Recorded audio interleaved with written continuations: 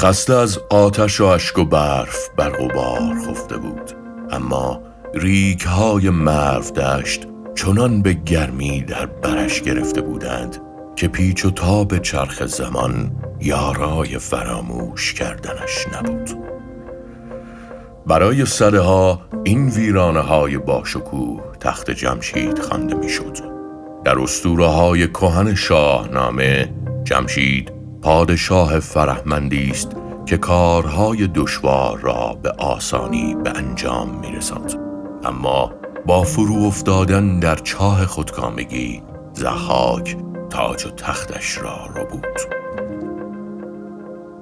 با آغاز سده 14 خورشیدی ایران با شتاب چشمگیری به سوی نوسازی پیش می‌رفت.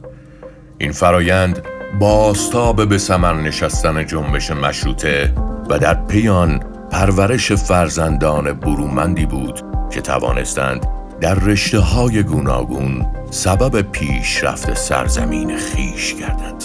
هرچند نقش رضاشاه در برقراری یک پارچگی کشور و سختگیری او در پیشبرد این آرمان‌ها انکار ناشدنی است. البته این سختگیری‌های سازنده کم کم جای خود را به استبدادی سپرد که سبب خشکاندن بسیاری از شاخه‌های درخت نوپای مشروطه شد. در سال 1309 خورشیدی برابر با 1930 میلادی با موافقت دولت ایران پروانه کاوش‌های باستان شناختی تخت جمشید به مؤسسه خاورشناسی شیکاگو اهدا گردید. ارنست امیل هرتزفلد سرپرست این گروه سالها بود که برای پژوهش‌های پایان نامه دکترای خود درباره پاسارگاد به ایران سفر می‌نمود. ارنست دانش آموخته رشته معماری و تاریخ هنر از دانشگاه‌های آلمان بود که در سال 1907 توانست به درجه دکترا دست یابد. پیشینه کاری او با دولت ایران به سال 1302 باز می‌گشت. در آن هنگام با تلاش‌های دولتمردان و دلسوزان میهن انجمن آثار ملی ایران بنیاد گشته بود. هرتزفلد نیز با عضویت و خدمت در این کانون در راستای بهبود نگهداری آثار تاریخی این سرزمین کوشش‌های فراوانی نمود. در زمستان 1309 پروفسور هرتزفلد پس از انجام برآوردهای لازم و گزینش همکاران خود زیر نظر وزارت معارف سابق بنیاد علمی تخت جمشید را برپا ساخت و در بهار آتی به همراه دستیارانش و 200 تن از کارورزان روستاهای پیرامون خاک برداری از جنوبی ترین کاخ این محوطه باستانی آغاز گردید. در این میان محمد تقی مصطفوی به عنوان بازرس ویژه اداره کل عتیقات کشور از سوی وزارت معارف وظیفه یافت تا بر کار کاوشگران نظارت نماید.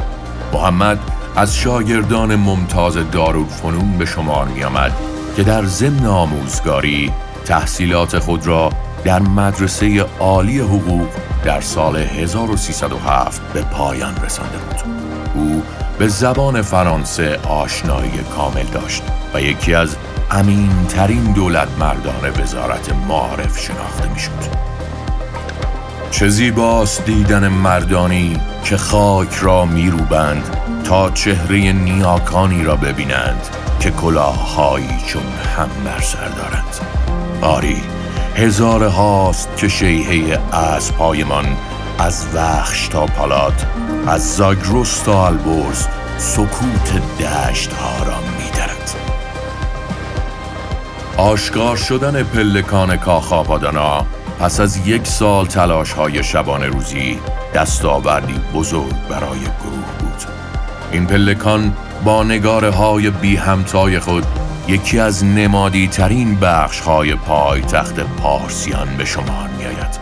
در این جایگاه نقش‌هایی از نبرد گاو و شیری دیده می‌شود که به باور هرتزفلد این سنگ نگاره نمادی از لحظه اعتدال بهاری یا نوروز میباشد. در هر دو سوی راهروها نمایندگان ملل گوناگون این شاهنشاهی از سوق تا اتیوپی با پیشکش‌های خود روانه پایتخت هستند تا سرسبزی نوروز را به جشن بنشینند.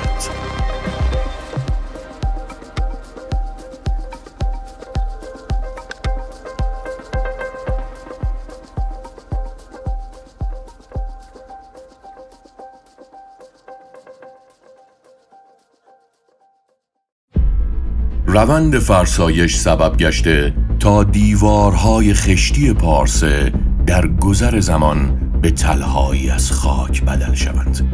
از این رو کاوش‌ها به کندی پیش می رفت. هرچند تا پایان سال 1311 گروه توانست سازه‌هایی همچون دروازه ملل و تالار صدستون را خاک برداری و همچنین پلکان‌های کاخ حدیث را ترمیم نماید.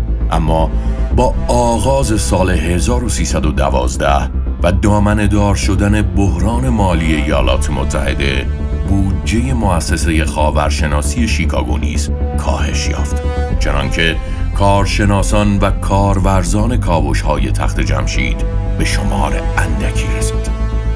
در این هنگام هرتزفلد بران شد تا برای مرخصی و جمع‌آوری کمک‌های مالی به آلمان سفر کند. بنابراین سرپرستی گروه را به فردریش کرفتر سپارد و خود راهی آلمان گشت. فردریش دانش آموخته رشته معماری بود و در کاوش‌های باستان شناختی کاخ‌های آشور در نینوا تجربه‌های با ارزشی داشت. از این رو در بنیاد تخت جمشید برگزیده شد تا به عنوان دستیار در کشیدن نقشه‌ها و انجام کار به هرتزفلد کمک نماید. کرفتر چندی پیش در سوی شمال غربی کانون تالار کاخ آپادانا به چاله‌ای برخورده بود که گمان داشت در گذشته برای یافتن چیزی در این جایگاه کنده و سپس پرگشته است. او این موضوع را با سرپرست خود در میان گذاشت، اما هرتزفلد تمرکز گروه را بر روی پاکسازی سازه‌های دیگر نهاده بود. بنابراین حاضر نشد گمانه همکارش را بیازماید. فردریش در کاوش‌های نینوا دریافته بود که آشوریان کتیبه‌هایی در پیبنای برخی از کاخ‌های خود به جای گذاردند. از این رو باور داشت سازندگان پارسه نیز یادگارانی در خاک دارند. با نبودن هرتزفلد فرصتی فراهم شد تا کرفتر بخت خود را بیازماید و این چنین در 28 شهریور ماه 1312 قرینه آن چاله در سوی شمال شرقی تالار آپادانا کنده شد. دیری نپایید که در عمق 1.5 متری از سطح زمین صندوقچه‌ای سنگی پدیدار گشت که درون آن کتیبه‌ای سیمین و زرین قرار داشت. آنها یادگارانی بودند که داریوش بزرگ بیش از 2400 سال پیش در هنگام ساخت کاخ آپادانا به خاک سپارده بود. پس از این دستیافت چشمگیر، گروه در 30 شهریور سوی جنوب شرقی تالار را نیز به همان شیوه جستجو نمود و بدینسان 2 کتیبه دیگر نیز نمایان گردید. هرچند کاوش‌ها در 2 گوشه بازمانده تالار روشن ساخت که تنها 4 نبشته از کتیبه‌های 8گانه آپادانا بر جای ماندند. تا به امروز یافتن کتیبه‌های پیبنای کاخ آپادانا یکی از بزرگترین دستاوردهای باستان شناسی در ایران شناخته می شود. این لحظه فراموش نشدنی از دریچه دوربین فونبوسه نگار بردار گروه برای همیشه به یادگار مانده است. هر سوی این کتیبه‌های 4 گوش 33 سانتی متر و پهنای آن نیز به 1.5 میلیمتر میرسد. بر روی هر کدام شناسنامه ای از داریوش بزرگ به همراه دامنه فرمان روایی او به 3 زبان پارسی، ایلامی و بابلی نگاشته شدند. افزون بر این در زیر هر جعبه سنگی 4 داریک زر و 2 سکه سیم یافت شد که نگاره‌هایی از داریوش یکم بر پیکر آنها نقش بسته است.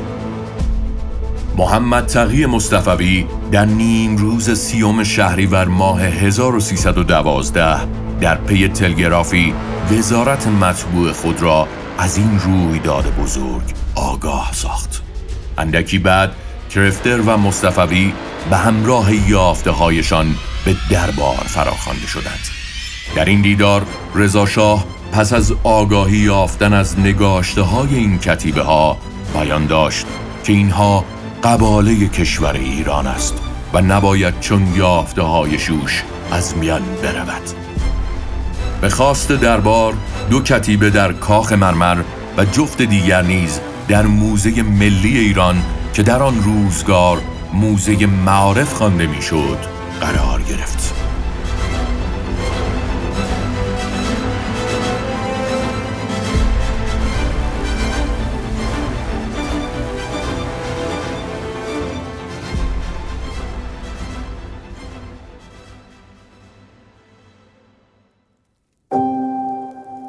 در کتاب امانتداری خاک نوشته شادروان مصطفوی به اندوهگین بودن هرتزفلد پس از بازگشت به ایران به روشنی اشاره شده است. ارنست بزرگترین یافته باستانشناسی تخت جمشید را در چند هفته‌ای که در مرخصی به سر برد از دست داد. هرچند او در ادامه کاوش‌های سال 1312 با دالان خشتی اندود شده‌ای روبرو گشت که درون آن بیش از 30,000 کتیبه گلی انباشته شده بود. این گل‌نبشته‌ها ارزشمندترین اسناد بر جای مانده از هنگام فرمانروایی هخامنشیان شناخته می‌شوند. هرتزفلد همواره از این کتیبه‌ها با عنوان حافظه تاریخی ایرانیان یاد می‌نمود. در پی آتش سوزی ارگ پارسه بسیاری از گل‌نبشته‌های خام این بایگانی در دمای بالایی پخته شدند که سبب هرچه بهتر دوام یافتن آنها گشت.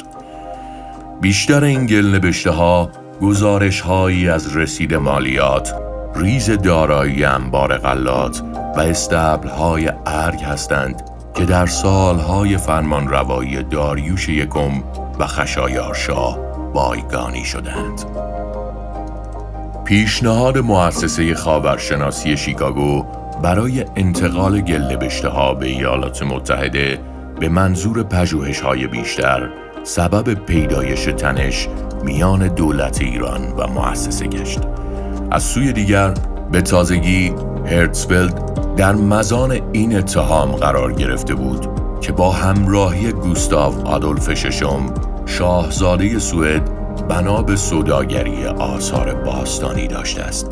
از این رو دولت ایران خواستار برکناری او و جایگزین نمودن سرپرستی دیگر بود.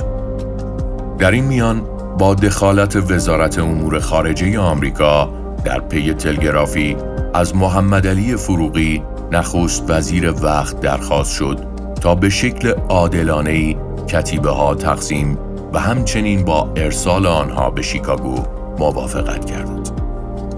پس از آگاهی رضا شاه و در میان گذاشته شدن این موضوع در هیئت وزیران با ضمن شروطی کاوش‌های این مؤسسه تمدید و شمار 500 گل‌نبشته نیز به این نهاد اهدا گردید. اما پذیرش انتقال همه کتیبه‌های گلی به شیکاگو بیگمان یکی از جبران ناپذیرترین آسیب‌های وارد شده به میراث فرهنگی ایران بوده است. هرچند که ما در آن روزگار امکان ترجمه این کتیبه‌ها را نداشتیم، اما زیرساخت‌های لازم برای نگهداری و پژوهش درباره آنها خیلی دور از دسترس نبود. محمد تقی بهار، شاعر بلند آوازه پارسی دری، یکی از برجسته ترین شاگردان هرتزفلد در آموزشکده زبانهای باستانی بود که در سال 1302 در تهران برگزار می شد. بیش از 30,000 کتیبه گلی هخامنشیان از سال 1935 میلادی نزد مؤسسه خاورشناسی شیکاگو باقی مانده و تا کنون با بهانه‌های گوناگون از باز پس فرستادن امانات ملت ایران امتناع گشته است. هرچند که این مؤسسه در ترجمه کتیبه‌ها و شناخت تاریخ این سرزمین کوشش‌های فراوانی داشته، اما پیمان شکنی در چنین قرارداد مهمی نابخشودنی است. عبدالمجید ارفعی، پژوهشگر نامدار زبانهای باستانی ایران، از جمله کسانی است که تلاش‌های فراوانی برای بازگرداندن کتیبه‌های هخامنشیان داشته است. او از سال 1346 تا 1354 خورشیدی در مؤسسه خاورشناسی شیکاگو در کنار ریچارد هلک به ترجمه کتیبه‌ها پرداخت. کتاب گل‌نوشته‌های باروی تخت جمشید حاصل سالیان سال کوشش‌های عبدالمجید ارفعی درباره این بایگانی بوده است. تا به امروز با همه تلاش‌های دست‌اندرکاران میراث فرهنگی ایران، تنها کمتر از 2000 کتیبه گلی به موزه ملی بازگردانده شدند. امید که روزی تک تک آنها به خانه بازگردند.